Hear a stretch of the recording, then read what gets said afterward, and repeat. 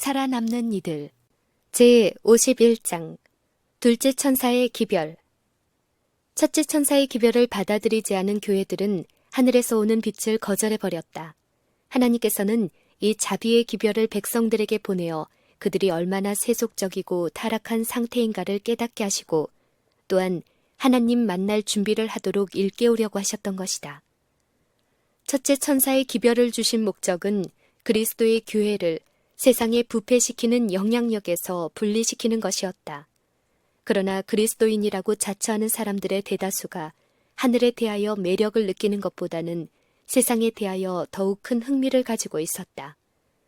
그들은 세속적 지식에는 귀를 기울이면서도 마음을 살피는 진리의 기별에서는 멀리 돌아서 있었다. 하나님께서 빛을 주실 때는 사랑하고 순종하라고 주신 것이요, 이것을 멸시하고 거절하라고 주시는 것은 아니다. 하나님이 보내신 빛을 등한히 여기는 사람들에게는 이 빛이 도리어 어두움이 되고 만다. 하나님의 성령이 진리로서 사람의 마음을 감동하시기를 그칠 때 말씀을 듣는 일이나 말씀을 전하는 일이 다 헛된 것이 되고 만다. 교회가 재림 기별을 거절하여 하나님의 권고를 거절했을 때 주께서도 그들을 버리셨다. 첫째 천사의 뒤를 이어 둘째 천사가 외쳤다. 무너졌도다, 무너졌도다. 큰 성 바벨론이여, 모든 나라를 그 음행으로 인하여 진노의 포도주로 먹이던 자로다. 재림 신자들은 이 기별을 첫째 천사의 기별을 거절한 결과 교회들이 도덕적으로 타락한 것을 의미하는 것으로 이해하였다. 바벨론이 무너졌다는 기별은 1844년 여름에 선포되었고 이로 인해 약 5만 명이 그들의 교회에서 나왔다. 첫째 천사의 기별을 전하던 사람들은 교회들을 분열시키거나 혹은 또 다른 교파를 조직하는 것에 대한 어떤 의도나 기대도 하지 않았다. 윌리엄 밀러는 내가 하는 모든 노력 중에 한 번이라도 그 당시에 있던 교파 외에 다른 교파를 세울 생각이나 기대가 없었다. 다른 교회에 손해를 입혀가면서 어떤 이득을 얻고 싶지 않았다. 나는 모든 교회에 한결같이 유익을 주고 싶었다. 모든 그리스도인이 예수의 재림이 임박한 것을 기뻐할 것이며 또한 나와 같이 이 문제를 이해하지 못하는 사람들이 이 교리를 받아들이는 사람들을 사랑하리라고 생각하고 있었기 때문에 나는 따로 집회할 필요를 도무지 느끼지 못하였다. 나의 유일한 목적은 사람들이 회개하여 하나님께 나아가고 세상 사람들에게 심판의 때가 임박한 것을 알게 하고 또한 나의 친구들이 평안하게 하나님을 만날 준비를 하게 하려는 목적뿐이었다. 나의 수고를 통해 회개한 사람들은 여러 기성교회에 입교하였다. 사람들이 나에게 와서 그들의 의무에 대하여 물어볼 때에 나는 항상 그들이 좋게 생각하는 교회에 입교하라고 하였다. 이와 같이 말할 때에도 나는 어떤 교회가 다른 교회보다 더 좋다고 하는 생각은 없었다고 하였다. 얼마 동안 많은 교회가 윌리엄 밀러의 활동을 환영하였으나 재림의 진리를 배척하기로 결심한 때부터 재림에 관한 모든 운동을 금지하고자 하였다. 재림의 교리를 받아들인 신자들은 큰 시련과 고통 속에 빠졌다.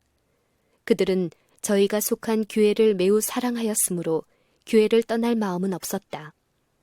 그러나 조롱과 학대를 받고 저희의 소망에 대하여 이야기할 특권조차 박탈당하며 예수 재림에 관한 전도 집회에 참석하지도 못하도록 금지당하게 되자 많은 신자들이 분기하여 저희를 얽매는 속박을 벗어버렸다.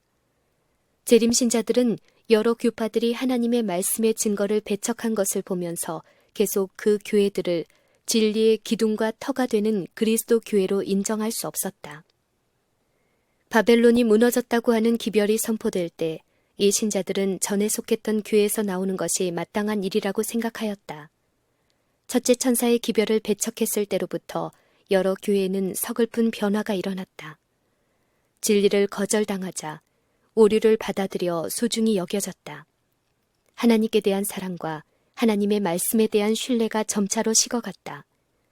교회들은 하나님의 성령을 근심하게 하였으며 성령은 교회에서 거의 거두어진 바 되었다. 지연된 시간. 1843년이 다 지나가도록 예수께서 재림하시지 않자 그의 재림을 기다리던 신자들은 얼마 동안 의심과 절망으로 어찌할 줄을 몰랐다. 많은 신자들은 그들의 실망에도 불구하고 낙담하지 않고 계속하여 성경을 연구하며 그들의 믿음의 증거를 확인하고 또한 더 확실한 빛을 위하여 열심히 예언을 연구하였다. 자기들의 입장을 지지하는 성경상 근거는 명백하고 결정적인 듯이 생각되었다. 그리스도의 재림의 징조는 그 사건이 임박했음을 확실히 증거하고 있었다. 신자들은 그들이 당한 실망의 이유를 설명할 수는 없지만 지난날 동안 하나님께서 저희를 인도하셨던 것을 확실히 느낄 수 있었다. 시간의 지연에 관한 성경 말씀을 직접으로 또는 설득력 있게 적용하는 가운데 그들의 믿음은 큰 힘을 얻었다. 1842년에 하나님의 성령은 찰스 피취의 마음을 감동시키사 예언의 도표를 만들게 하셨으며 일반적으로 재림 신자들은 이것을 선지자 하박국에서 이 묵시를 기록하여 판에 명백히 새기라고 하신 명령이 성취된 것이라고 믿었다. 이 예언 가운데서 시간의 지연에 대한 말씀을 그 당시에는 한 사람도 보지 못했다. 실망 후에야 그 말씀의 참뜻을 알게 되었다. 선지자는 이 묵시를 기록하여 판에 명백히 새기되 달려가면서도 읽을 수 있게 하라. 이 묵시는 정한 때가 있나니 그 종말이 속히 이르겠고 결코 거짓되지 아니하리라. 비록 더딜지라도 기다리라. 지체되지 않고 정령 응하리라. 라고 기록하였다. 그리스도의 재림을 기다리는 신자들은 시작부터 끝까지 보시고 아시는 하나님께서 각 시대를 통하여 그들의 실망을 미리 보시고 그들에게 용기와 소망의 말씀을 주신 것을 기뻐하였다. 재림 신자들이 바른 길로 나아가고 있다는 것을 증거하는 이러한 성경 구절들이 없었던들 그들의 믿음이 그 시련의 때에 유지되기는 어려웠을 것이다. 마태복음 25장에 기록된 10처녀의 비유 중에는 재림 신자의 경험이 동방의 혼인 예식으로 설명되었다. 그때의 천국은 마치 등을 들고 신랑을 맞으러 나간 10처녀와 같다 하리니 신랑이 더디옴으로 다 졸며 잤다. 첫째 천사의 기별을 널리 전파하는 운동은 곧 10처녀가 신랑을 맞이하려고 나아가는 것에 해당되며 또한 신랑이 더디오는 것은 재림하시리라고 기대했던 시간이 지나간 것과 실망 및 지체를 대표한다. 정해진 시간이 지난 후에도 진실한 신자들은 전과 같이 합심하여 만물의 마지막이 가까이 이른 것을 믿었으나 얼마 있지 않아 처음에 가졌던 헌신과 열심을 잃어버리게 되어 비유 중에 지체되는 동안 졸며 자는 처녀들로 표상된 상태에 빠지고 말았다. 이쯤에 광신주의가 나타나기 시작하였다. 재림 기별을 열심으로 믿는다고 말하는 이 사람들은 실수가 있을 수 없는 안내자인 성경 말씀을 배척하고 자신들은 성령의 지배를 받는다고 주장하면서 자기들의 감정과 느낌 그리고 상상의 지배에 따라 행동하였다. 그 중에 어떤 사람은 맹목적이고 완고한 열심으로 자기의 행동을 인정해주지 않는 사람들을 비난하였다. 그들의 광신적 이상과 행동이 재림신도의 큰 무리로부터 동정을 받지는 못했지만 그들 중 몇 사람은 진리의 사업에 크게 누를 끼쳤다. 1843년의 첫째 기별의 선포와 1844년의 밤중 소리의 선포는 광신과 의견 차이를 억제하는 데 큰 역할을 했다.